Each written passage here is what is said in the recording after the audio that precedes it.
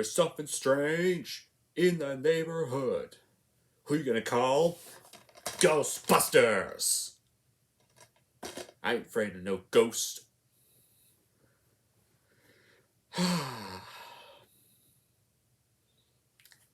Well, I'm not gonna sing the rest of the theme song, guys, but hey everyone, it's Movie Lover 120 here, and I'm here with episode 20 of my Halloween horror movie reviews, and this episode is going to be for none other, yeah, you already guessed it, Ghostbusters. I already just kind of revealed it in the beginning of the video, so yeah.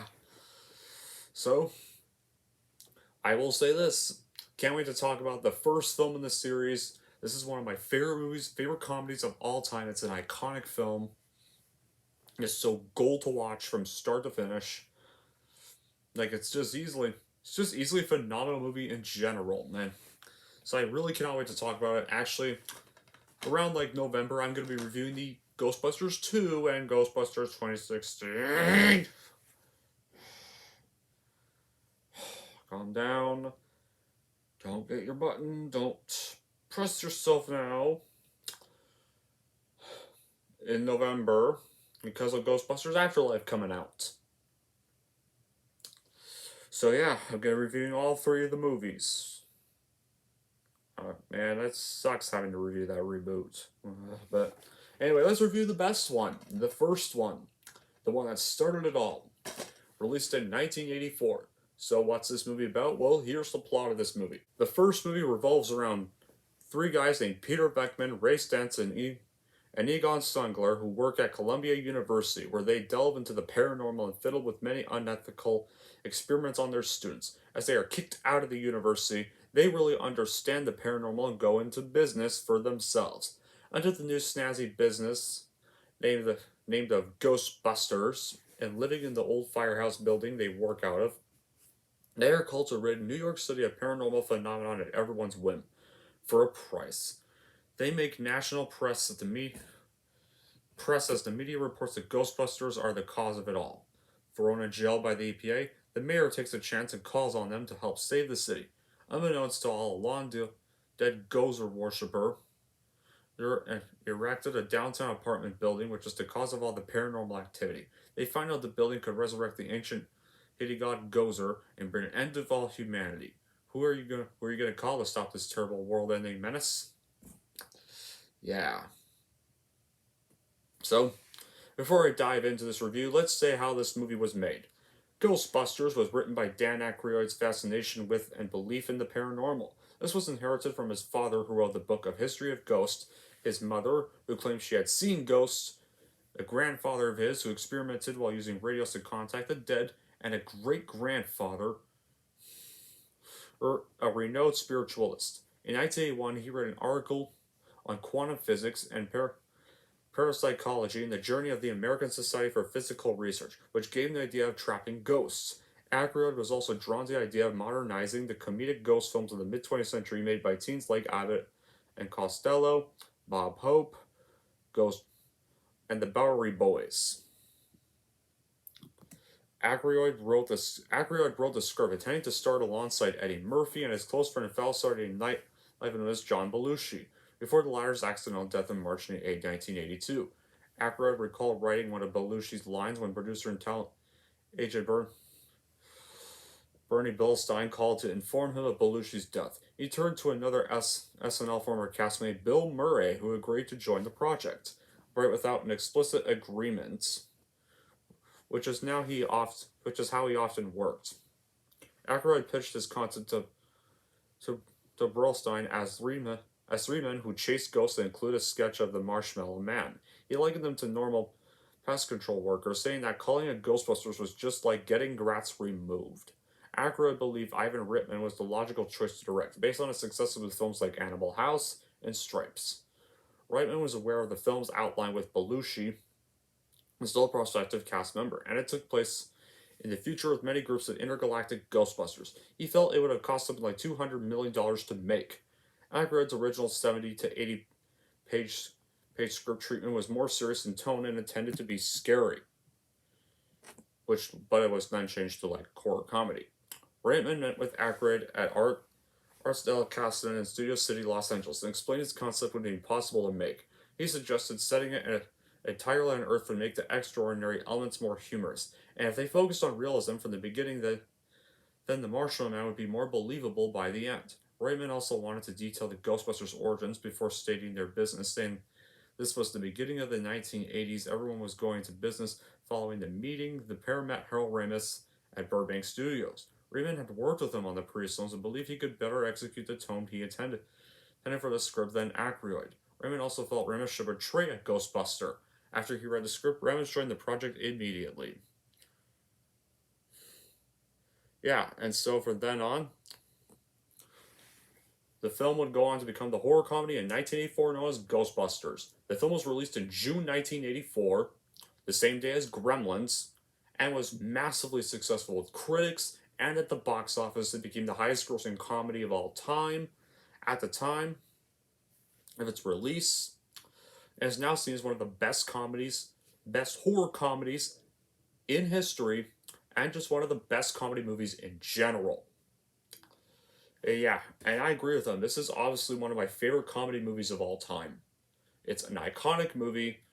Despite some really shitty follow-ups it got, it still holds up perfectly today.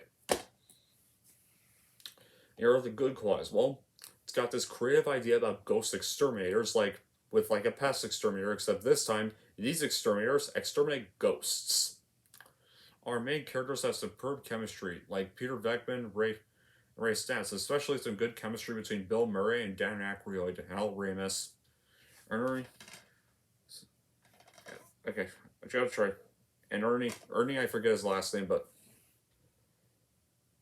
I mean Egon Spencer and Winston Zeddemore. Yeah, I mean those other characters. I forgot about those. So memorable. Even the memorable theme song that spawned many covers from several artists like Walk the Moon and No Small Children, like the Ghostbusters theme that I sang at the beginning of this video. Some spectacular special effects, too, and a lot of amusing dialogue. And the ghost designs are awesome, especially on Slimer, who, by the way, guys, Slimer is probably my favorite ghost in this film. He's pretty much now the franchise mascot, because he reappeared in all the other movies and stuff. He's pretty much, whenever you see Ghostbusters, Slimer's pretty much the big logo icon of this franchise. Well, besides this logo of the ghost and the X on it.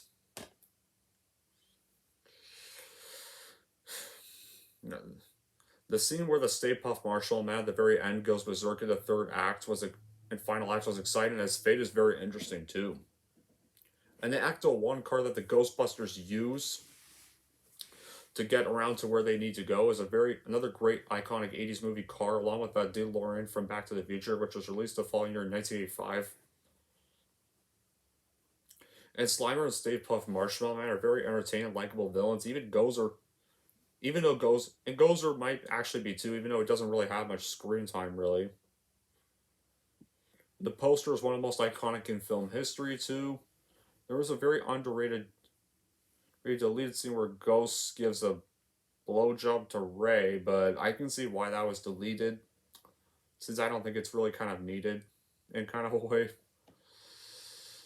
But not bad, I gotta say. And also, okay, I forget what else I was gonna say, but the scene where the ghosts are released from the containment is awesome, especially the giant beam of light that shoots out of the firehouse after Walter Peck shuts the thing down, but we'll get to Walter Peck in a bit. And fortunately, yeah, I still have some bad qualities of the film, like the CGI may not have aged well by today's standards, and because of its title, it was almost called Ghost Breakers because of the 1975 TV show, The Ghostbusters, so they came to agreement because the president was part of the people trying to make Ghostbusters. Yeah. And of course, I think probably the most unlikable character of this movie, and probably the most annoying, is probably Walter Peck.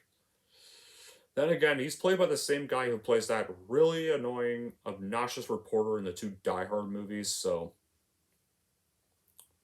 yeah, pretty much played an irritating character in Die Hard, and he plays an irritating character in Ghostbusters. So yeah,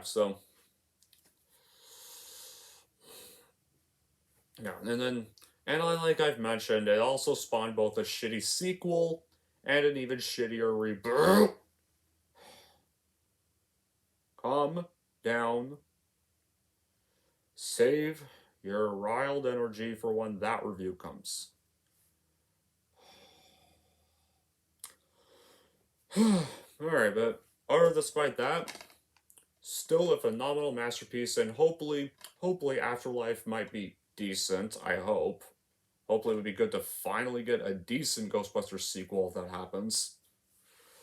But anyway, but all in all, despite that, I definitely recommend you check this movie out. If you haven't already, what are you doing? Go check this movie out. It's worth it. It's one of the best comedies of all time. If you haven't watched this movie yet, you're really missing out on something. If you're getting into film, if you're like getting into like starting to get introduced to film, this is definitely one of the best views you'll always watch. Especially if you're getting into stuff from like Bill Murray or Dan Aykroyd, definitely watch this movie because this one's probably known for being the big staple of their careers. All in all, that's it for my review of Ghostbusters, and here's how I'm going to rank it. I am going to give Ghostbusters a 10 out of 10. Alright, that wraps up my review for Ghostbusters, so what's going to be the next episode? Well, I'm going to be trying to come up with the next episode since this upcoming week is going to be the very, very, very, very, very last week of Halloween horror movie reviews. So yeah. But it's definitely going to be something.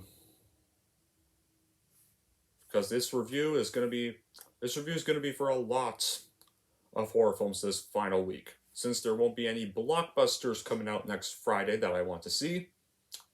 Now I've covered all the blockbusters of October for this year.